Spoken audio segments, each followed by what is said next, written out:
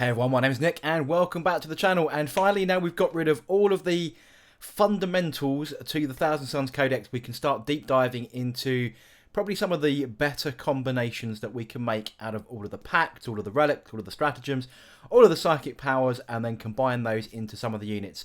I've already given you a teaser of how this is going to work with the spawn bomb, where we make those particular units super powerful with specific combinations.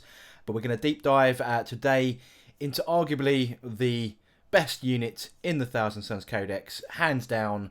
Everywhere's talking about them, everyone's fielding them. It's the Scarab Occult Terminators. Let's get straight into it.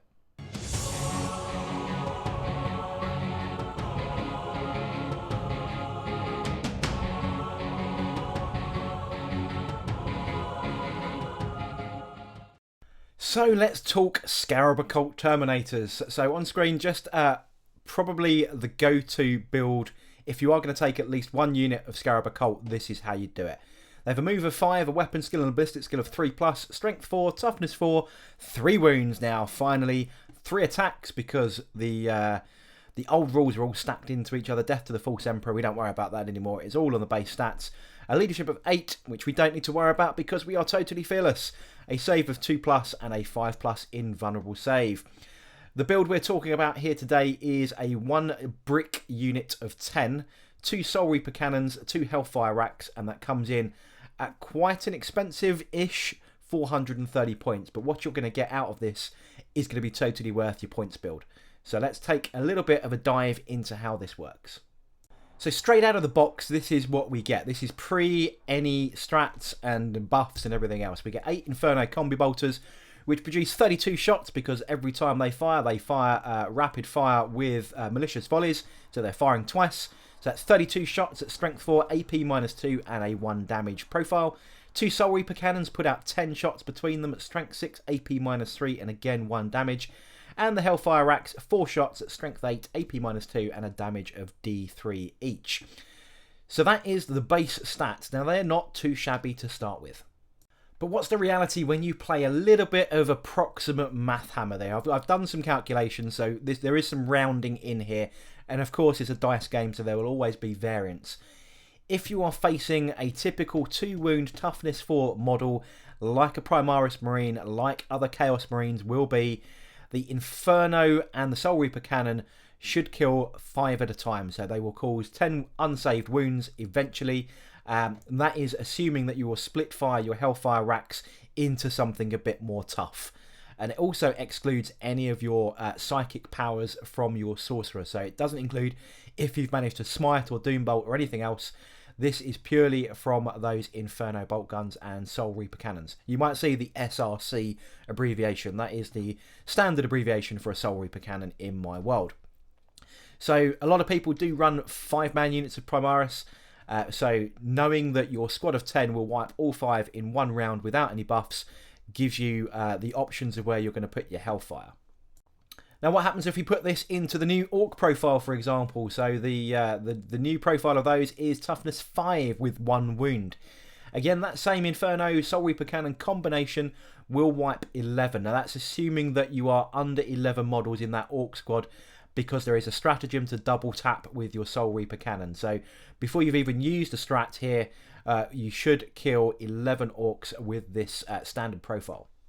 But look what happens when you unleash hell on toughness 3 models like Tau Fire Warriors, Imperial Guard, any of that kind of ilk, the humanoid type stat line, 1 wound, toughness 3.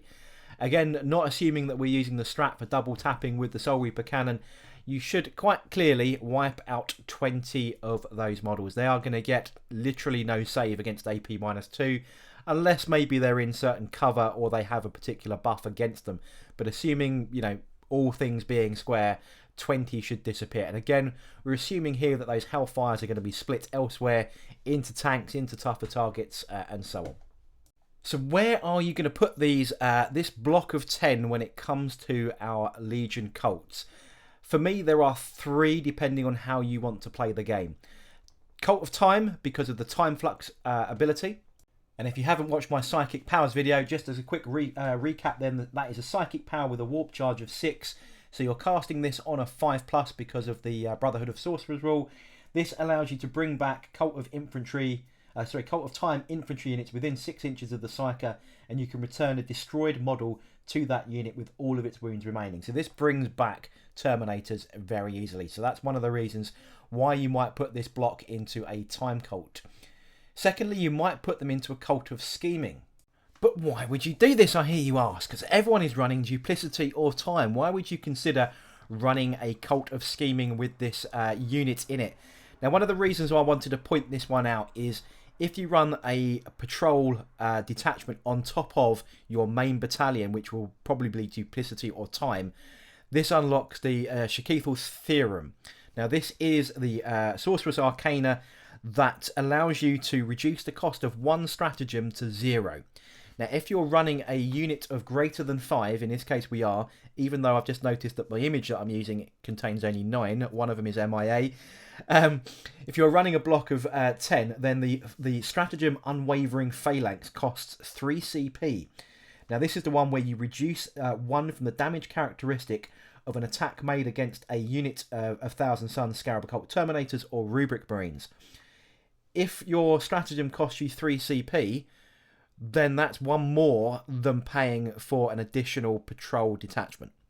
So taking that 1 relic to make that 3 CP stratagem means that you are net 1 command point for taking that extra detachment. So it's just food for thought, really. Taking your main battalion with all your other stuff in it, and then 1 HQ and your 10 block here in that cult of scheming just for that one particular combination. It may pay off in the long run, it may not. I think this is going to come down to a little bit of theory hammer, whether it's worth doing it. And there are other relics that you might want to look at over Shakithal's Theorem. But for me, I think that plays on people's minds a little bit and should be considered. Now, of course, the big daddy of the cults is duplicity still, and we get access to Sorcerer's Facade if we stick this unit in the duplicity cult, and that is for that access to that psychic power. Just as a reminder then, it's a blessing power with a warp charge of 8, so it is quite a tricky one, but obviously we're going to cast on a 7, so an average of our 2d6. There are ways, again, to try and guarantee that a little bit more with Kabbalistic rituals. If manifested, 1 friendly Cult of Duplicity infantry unit or monster within 6 of the psyker. Remove it from the battlefield, then set it up on the battlefield elsewhere, more than 9 inches away from enemy models. So it is a psychic teleportation ability that pings our models all over the board, and this is what we use to get ourselves onto objectives and get ourselves either out of combat or other tricks that we might want to use, but sticking them onto enemy objectives, for example, and start raising banners and all the other secondaries that we might want to do. This is how we would do it. If you don't want to put them in a teleportarium, you could put them down in turn 1 and ping them across in the psychic phase. So we've talked about them in their natural form, what happens when we start buffing them, and there are a lot of buffs that we can put on the Scarab Occult, and these are probably the top ones for me that you might want to invest, depending on the situation that you're facing. Some of these you may want to dip out of in a particular turn or against a particular opponent, but these are the ones that you are probably going to want to use or consider at all times with this 10 block of Scarab Occult. So first is the Wrath of the Wronged.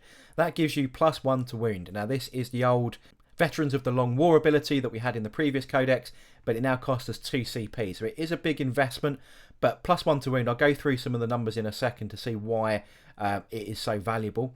The second one is Infernal Fusillade. It's an extra shot, so it gives us 5 shot Inferno Combi Bolters for 1 CP, an absolute bargain.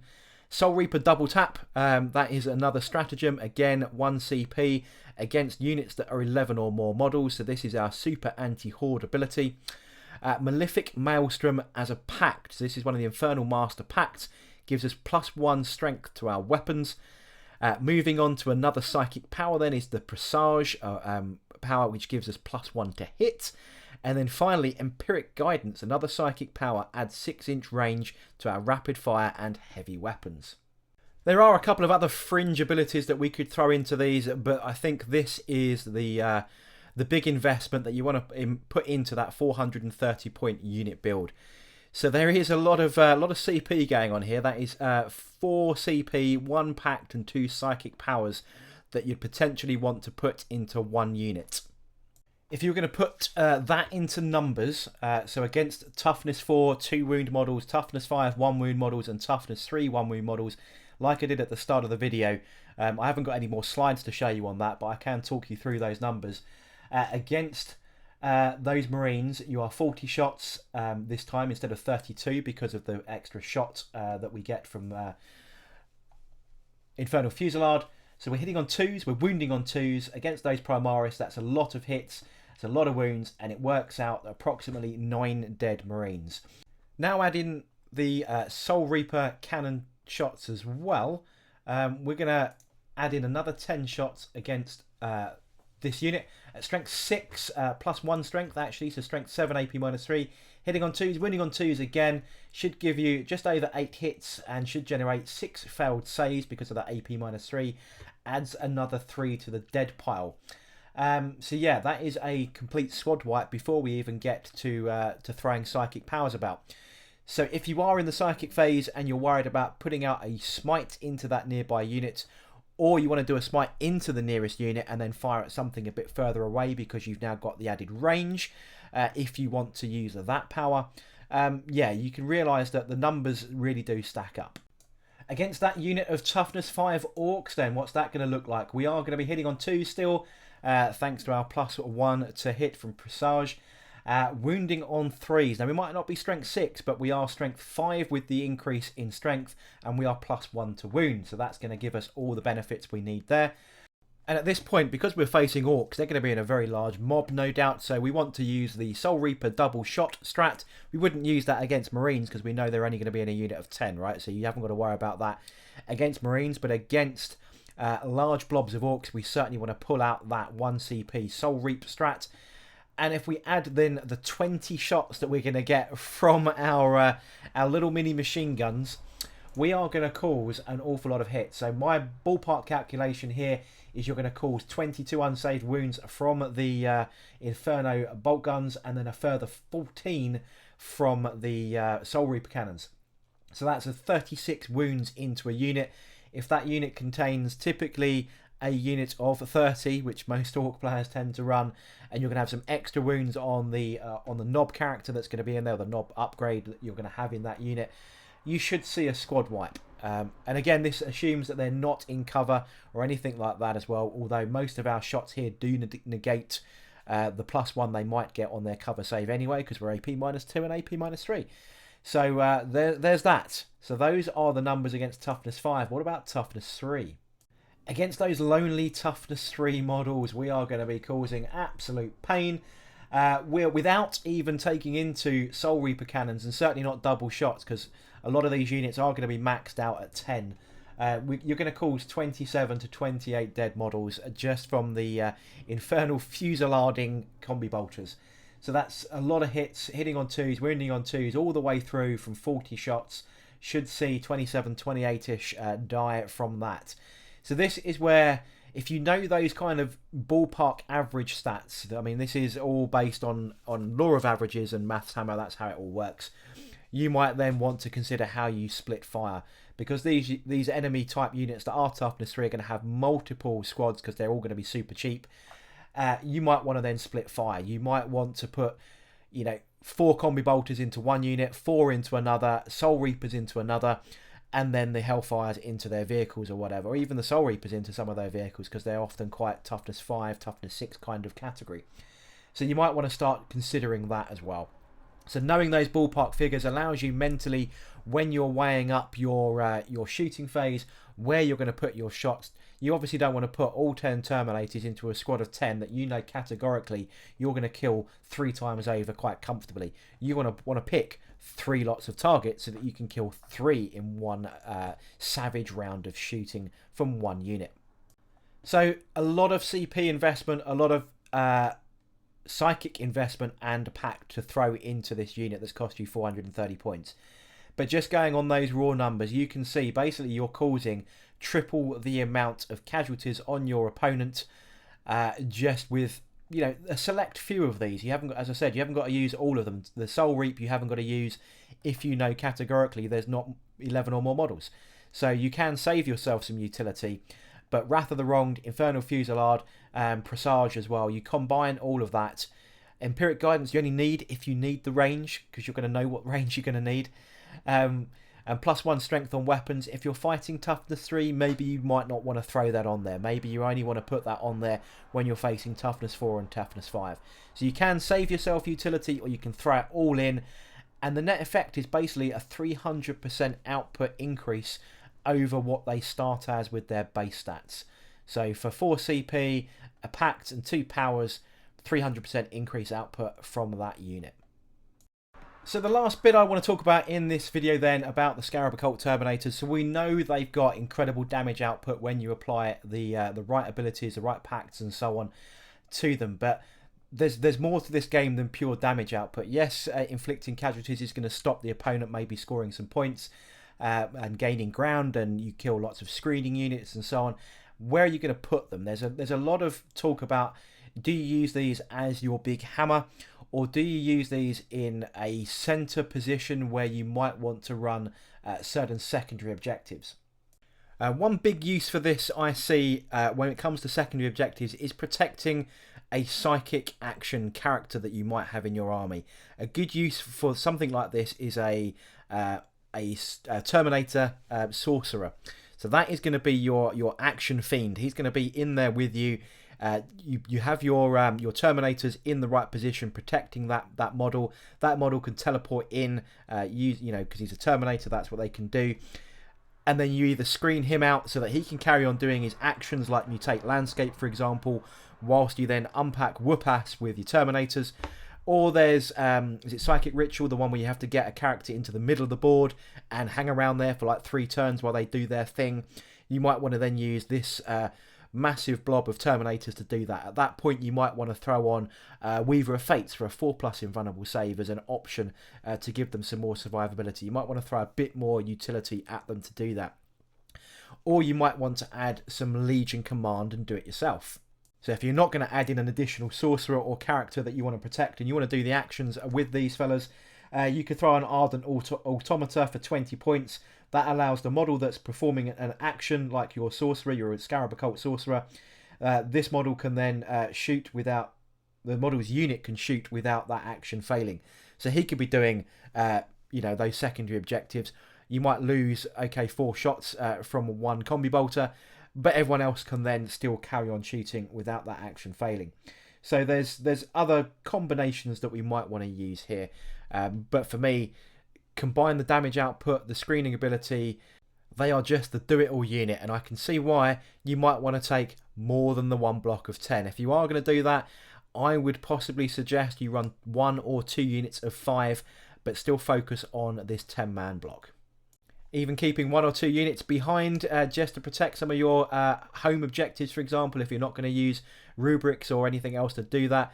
You've got to remember, the Kopeshes on these are not to be sniffed at if they get caught in combat. If they get tagged up, they're still going to unpack, finally, at last, some pain and not just stodge around like idiots when it gets into combat. Or you can just disappear out of there with a wave of a psychic power. But there's plenty of options. I see a lot of builds online with 10 and 2 5s, and then fill out the rest with Volkite, Contemptors and Rubrics. But I still think that the 10 block is an essential one. Even if you're just playing friendly, yes, it's a lot of output, but to stay within that, making a game of it kind of attitude, I still think a 10 is not. You're not going completely OP, but it's an essential unit to have. So there we go then, folks. That is probably the best combinations that I can think of and the uses for the Scarab Occult Terminators. Keep your mind on the mission when you're playing match play. Those objectives are critical. Racking up points is essential. That's how we win the game. Are they point for point as good as Blightlord Terminators, for example? They're pointed the same. Are Blightlords too cheap?